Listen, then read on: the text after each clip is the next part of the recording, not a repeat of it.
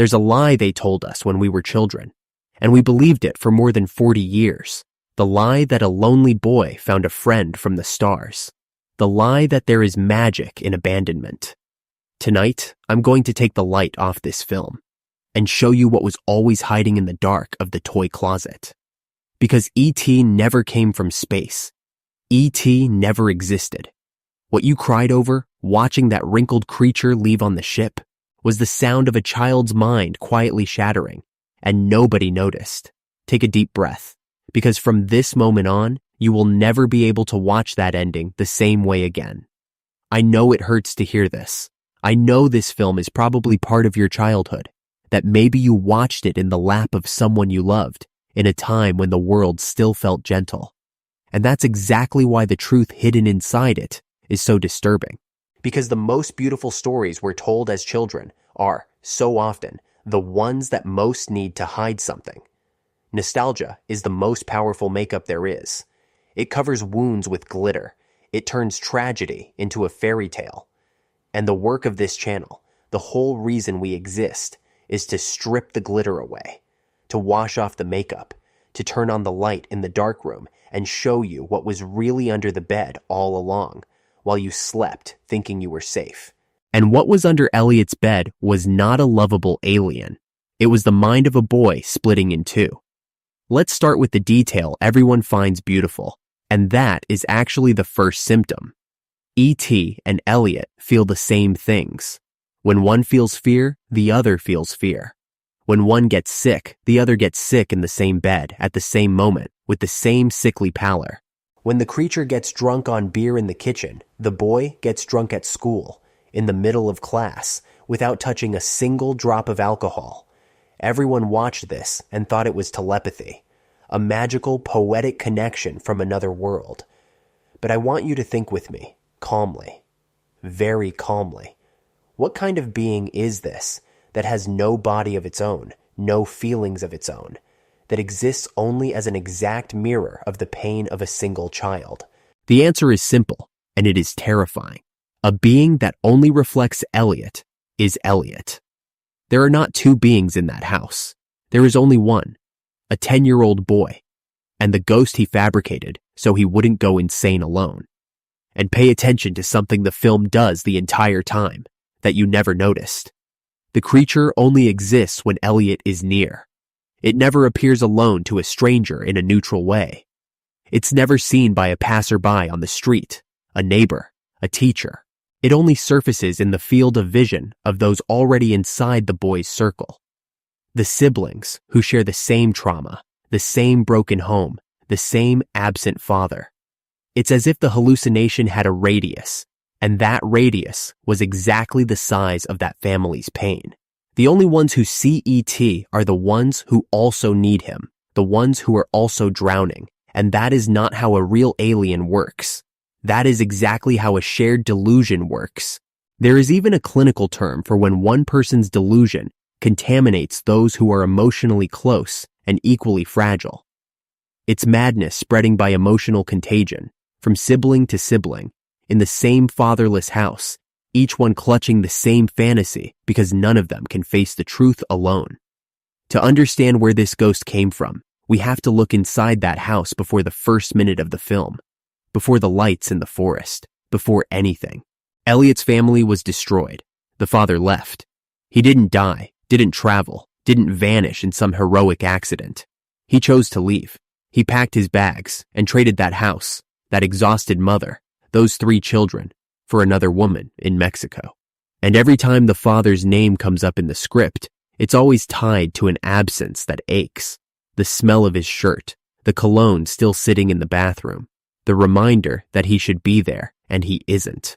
The mother cries alone in the kitchen, trying to hold together a house that is sinking.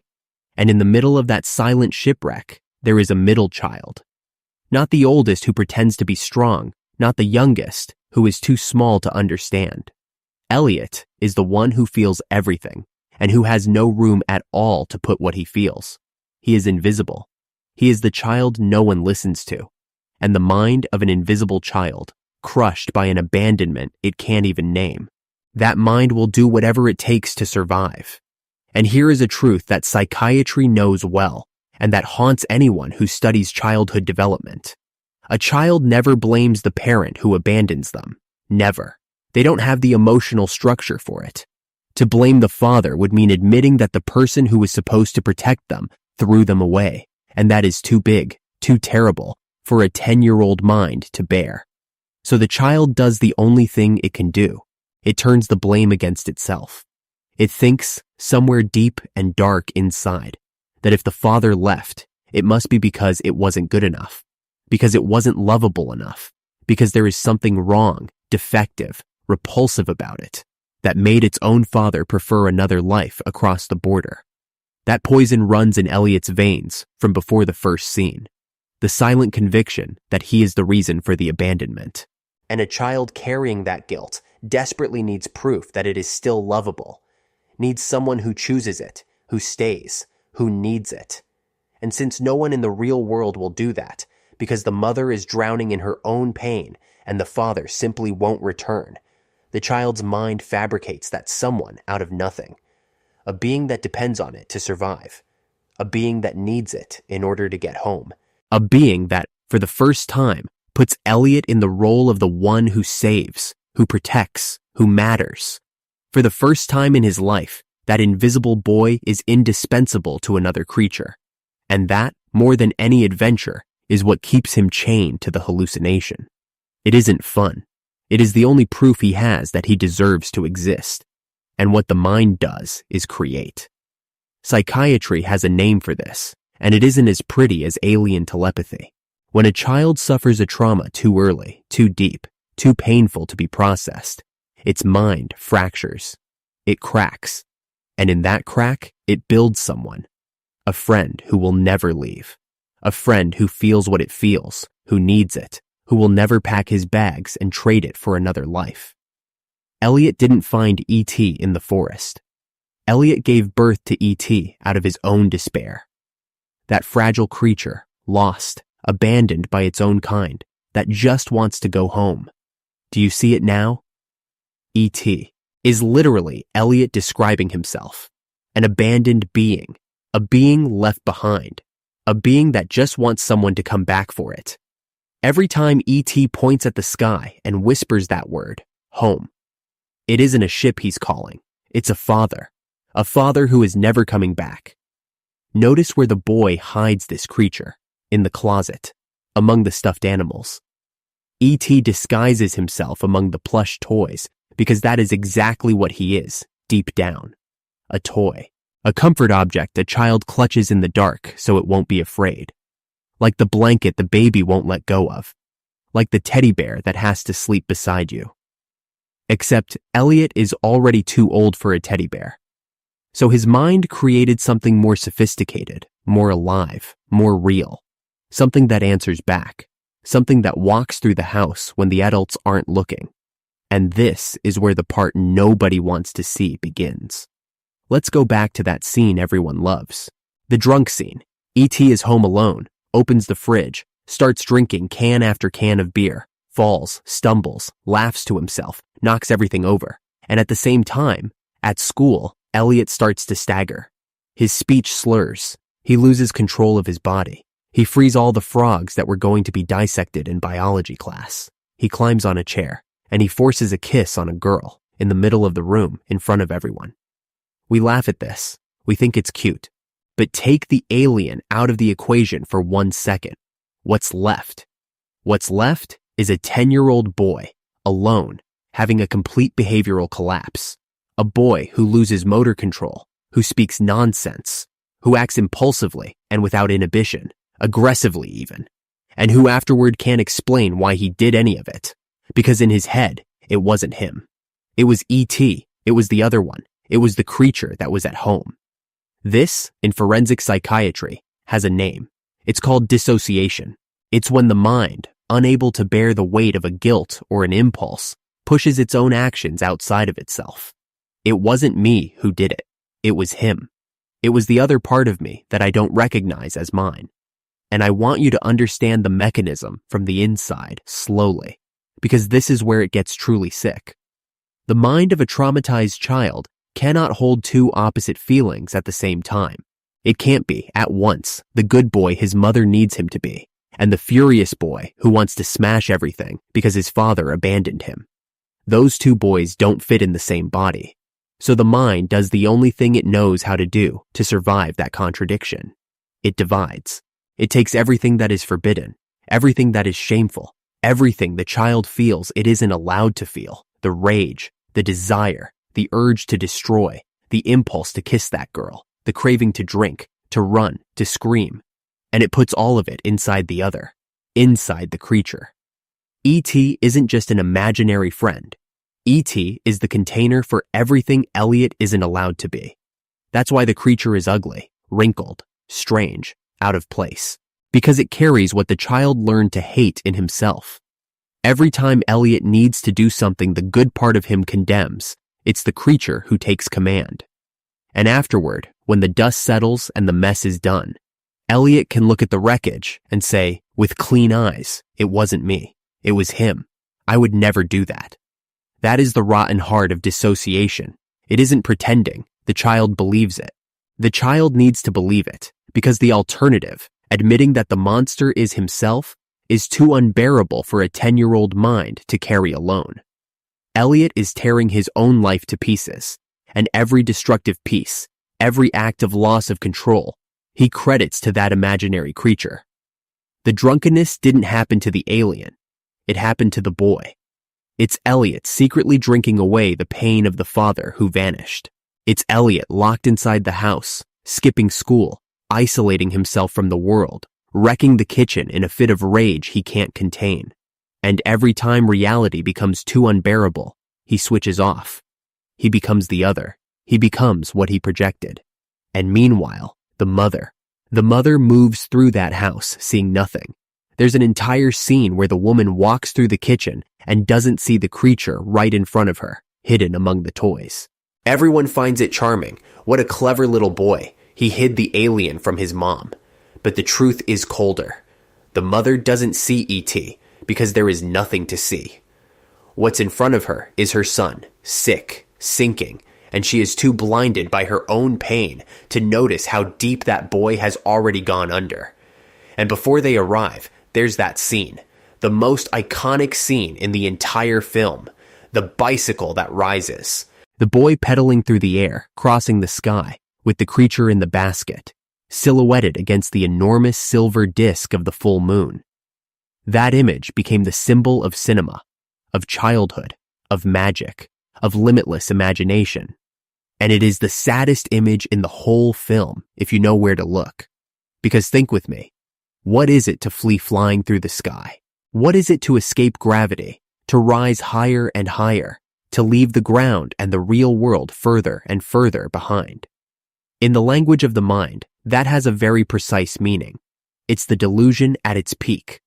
It's the moment the child breaks completely with reality and plunges fully into the fantasy. The flying bicycle is the last tether to the real world snapping. Elliot isn't escaping his pursuers. Elliot is escaping his own life. The broken house, the crying mother, the father who won't return, school, rules, pain. He rises because he can't stand to be down here anymore. And all that beauty, that spine-chilling score, that majestic arc against the moon, is the mind of a boy in total flight, turning his back on everything that hurts, refusing to land. It's beautiful because madness, seen from the inside, is beautiful. The fantasy offers the child everything reality denied him: freedom, power, a friend, the ability to fly above a life that was crushing him into the ground. No one escapes to an ugly place. We escape to the most beautiful place our mind can build. And Elliot's mind built the entire sky just so it wouldn't have to face what was happening inside that house.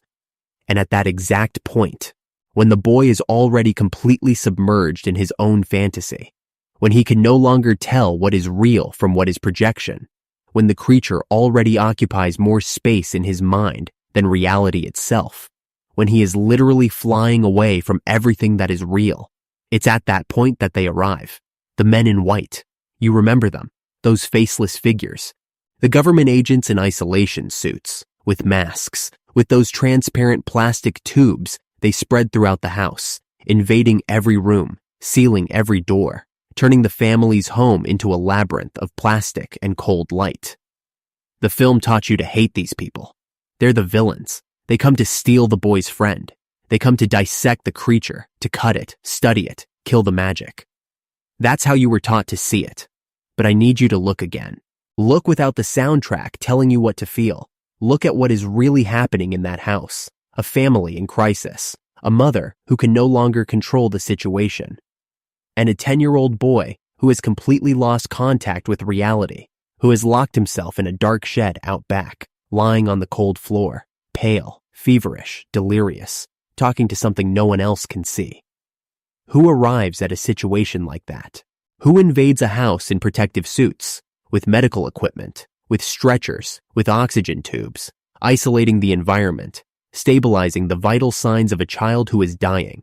Not alien hunters, doctors, paramedics of an emergency psychiatric intervention, forensic psychiatrists and the crisis team who were finally called to contain a severe psychotic break in a child who was putting his own life at risk and possibly his siblings as well.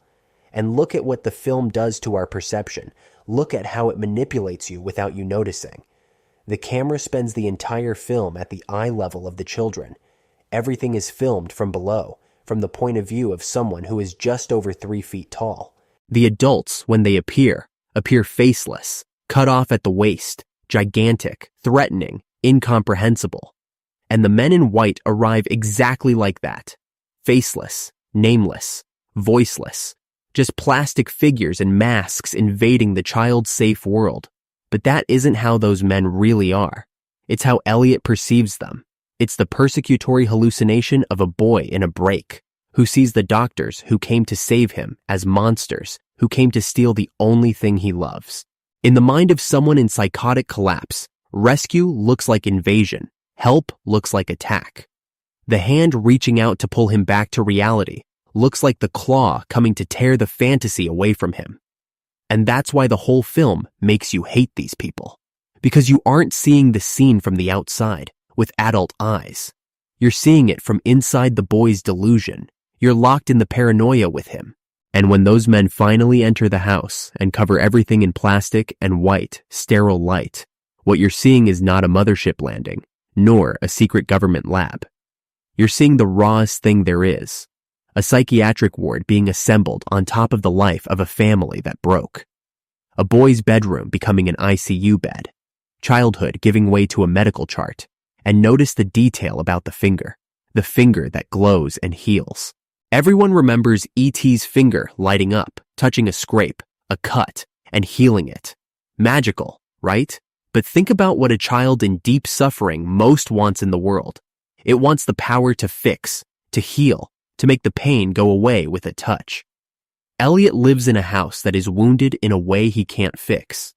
He can't heal his parents' marriage, can't bring his father back, can't dry his mother's tears. He is powerless before the greatest wound of his life. So his mind creates a version of himself that has exactly the power he lacks. The power to touch what is broken and make it whole again. The finger that heals is the most desperate wish of a child who feels guilty for not being able to save his own family. It's the fantasy of omnipotence born straight out of the depths of powerlessness. And that's why it hurts so much to see. Because deep down, that magical power is just the gentlest way a boy's mind found to scream, "I wish so badly I could fix everything, and I can't." Notice the most terrifying detail of all. When they finally assemble the equipment around Elliot and the creature, the two are lying side by side, hooked to the same machines, monitored by the same monitors, and both their vital signs are identical. They rise together, drop together, stop together. The doctors treat the two bodies as if they were one organism, because they are, because they always were. There are not two patients in that room. There is a boy and the hallucination that came out of him. And medicine has finally stepped in to separate the two by force, to rip the fantasy out of the child. Those men in white didn't come from the government. They came from the hospital. And what looks like a secret military operation is, in truth, the most common and most devastating thing in the world. a committal. The moment the adults finally admit that the boy isn't playing, the boy is sick and needs to be contained. Let me stop for a second here, because this part cuts through me. Think about what the human mind is capable of doing to avoid feeling pain. We tend to think madness is a failure, a defect, something that broke and stopped working. But it isn't. Madness, most of the time, is the mind working perfectly, doing exactly what it was built to do: protect, survive, keep the child alive at any cost. When reality becomes too poisonous to swallow, the mind doesn't give up. It doesn't let the child die inside. It lies. It creates. It builds an entire parallel world with its own rules, its own characters, its own logic, just to give the child a place where it can still breathe. Elliot's delusion isn't the failure of his mind. It's the greatest work his mind ever produced. It's an act of the mind's love for itself. And that's where the question that haunts this entire channel lives. If our mind is capable of building entire realities just to spare us from pain, how can we be sure that the reality we live in right now, at this exact moment, is the real one? How many layers of protection has your own mind already built around things you couldn't bear to face head on? How many ETs have you yourself already created and already forgotten you created? Think about a child so alone, so abandoned, so crushed by the absence of a father, that it literally builds another living being inside its own head just to have someone to share the weight of existing. The mind doesn't do this out of madness. The mind does this out of love, out of a desperate desire to survive. E.T. is not the villain of Elliot's story. E.T. is the hero. He's the last thing that held that boy together when everything around him was collapsing. And I need to say something now, with all the sincerity this subject deserves. To you, the members of this channel, who sustain these heavier, more mature analyses, who are willing to descend with me into these dark places of the human mind where almost no one wants to go. Thank you, truly. It's your support that lets these stories be told the way they really are, without makeup, without cheap nostalgia, without lies. You hold the light while I walk in the dark. Thank you for that. And if you're feeling that tightness in your chest right now, if some part of you recognizes this pain, if you too have built realities inside your head to escape the pains of the world out there, don't let your awareness fade out. Hold your presence here by leaving your like, subscribe to Fractured Plot so you don't lose yourself in the labyrinth of the human psyche. And comment below whether you think Elliot, in the end, found the cure or eternal solitude. I read everyone, and every word from you tells me I'm not walking alone in the dark. Now let's go to the end. The goodbye. The scene that made millions of people around the world cry. The creature is healed, standing. The ship descends from the sky with that golden light, and the moment of farewell arrives. E.T. touches Elliot's forehead with that glowing finger and says that line, "I'll be right here," and points at the boy's head, and leaves. The ship rises, leaves a rainbow in the sky, and the film ends with the boy looking up, alone, but at peace. It's beautiful. It's heartbreaking, and it is the saddest thing cinema has ever filmed without anyone realizing what it was filming. Because that is not a happy goodbye. That light in E.T.'s chest that slowly fades is the sedation taking effect.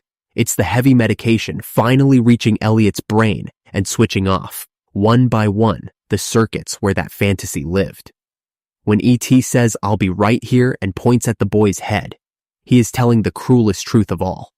The fantasy isn't leaving for space. The fantasy is going to be locked away, pushed to the bottom of the mind, behind a chemical wall, in a place from which it can never again come out to protect that boy. The ship that rises isn't a ship.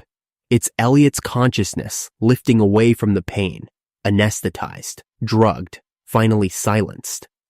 And the rainbow left in the sky is just the last flicker of color in a brain being slowly faded down to gray. And there's a detail in this scene that, once you see it, never leaves your head. Before the ship arrives, the creature dies. Remember? E.T. turns gray, cold, lifeless, lying on a table, and everyone cries because they think he's gone. Elliot weeps over his friend's body, and then, out of nowhere, the creature's heart glows again, it resurrects, and everyone celebrates. But think about what that really is. It's the exact moment the medication takes its first effect and erases the hallucination. The fantasy dies. The boy feels the death of the imaginary friend as a devastating, real, physical loss, because to him it is as real as any person of flesh and blood. And that glow returning to the creature's heart is not resurrection. It's the boy's brain, in a last spasm of resistance, forcibly reigniting the fantasy, refusing to let it die, clinging to it with everything that's left before the end. It's the mind fighting against its own treatment.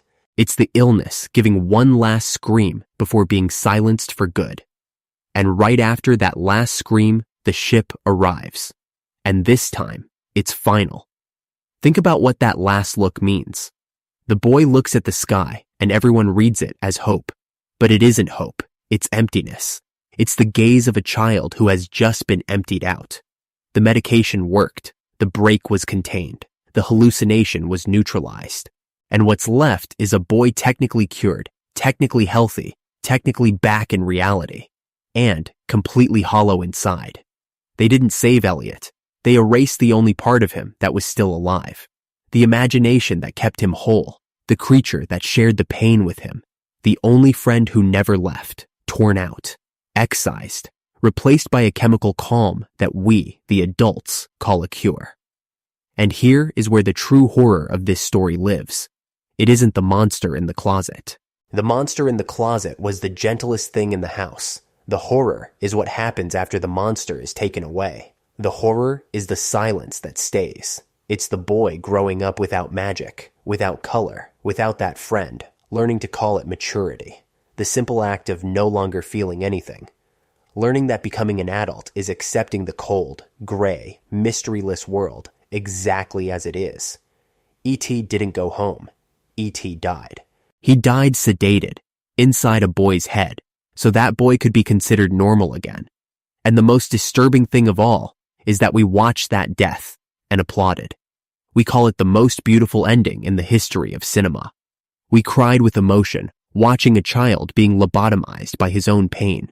And we thank the script for making us feel so good about it. And I need you to feel the weight of that word, cure. We use it as if it were always good. To cure is good. To cure is the goal. But not every cure is gentle. Sometimes, to cure means to tear out, to amputate, to erase.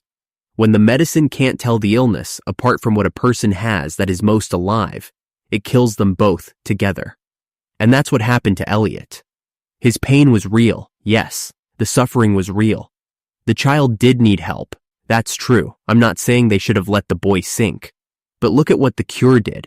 It didn't give the father back, didn't fix the family, didn't cure the root of the suffering. It only erased the symptom. It only silenced the scream. It took the one thing holding that boy together, his imagination, and neutralized it. Because it was easier to silence the fantasy than to face the truth that the child had been destroyed by adults who abandoned him. It's cheaper to sedate a child than to heal a family. It's faster to erase a delusion than to bring a father back. And the world of adults almost always chooses the faster path, almost always chooses silence over truth. That's why the ending of this film isn't happy. That's why that last look of the boy at the sky isn't hope. It's surrender. It's a child learning, in the hardest way, that growing up means giving up. Giving up the magic, giving up the fantasy, giving up the only friend who stayed, and accepting, silent, medicated, anesthetized, the gray world the adults call normal. Maybe that's why this film marked you so deeply when you were a child. Not because it was about an alien, but because deep down, some part of you always knew. Some part of you recognized that lonely boy, that broken home, that pain that didn't fit anywhere. And some part of you envied Elliot for managing, even if only for a short while, to create someone who stayed, someone who felt alongside him, someone who held his hand in the dark of the closet and whispered that he wasn't alone. All of us, at some point in childhood, wanted an E.T., and the lucky ones never needed a real one. Leave your like if this painful truth broke your nostalgia, and confirm your subscription here at Fractured Plot to make sure you never again forget what really matters behind the pretty lights they sell us as happiness. Because on this channel, we're not afraid to look into the dark. We live in it. So the next time you see that scene, the bicycle crossing the moon, the silhouette of the boy and the creature cut against the light, I want you to remember, there's no ship, there's no space, there are no stars waiting for anyone to come home. There's only a 10-year-old boy in a dark shed, clutching with all the strength he has, left the last thing that kept him from disappearing completely. And the adults on the other side of the door, knocking with the syringes ready, saying they're there to help, saying they'll make the pain go away, and doing it, making the pain go away, along with everything that boy once was. And maybe that's the most frightening lesson this film has been hiding for over 40 years, disguised as a space fairy tale. That our mind is our best friend and our greatest liar at the same time. That it will do anything, tell any lie, build any world, invent any creature, to spare us from looking directly at the things that broke us. And that one day, when the world decides we've played too long, it will arrive with its syringes, its charts, its faceless men in white, and it will tear that protection away from us, that fantasy, that friend we created in the dark, and it will call it a cure. It will call it maturity. It will call it accepting reality. And we will smile, look up at the empty sky, and say thank you. Exactly the way Elliot said thank you. Exactly the way you said thank you every time you cried at this ending thinking you were watching something beautiful. Good night. And be careful with what your mind creates to save you, because one day, someone may come to tear it out of you and call it a cure.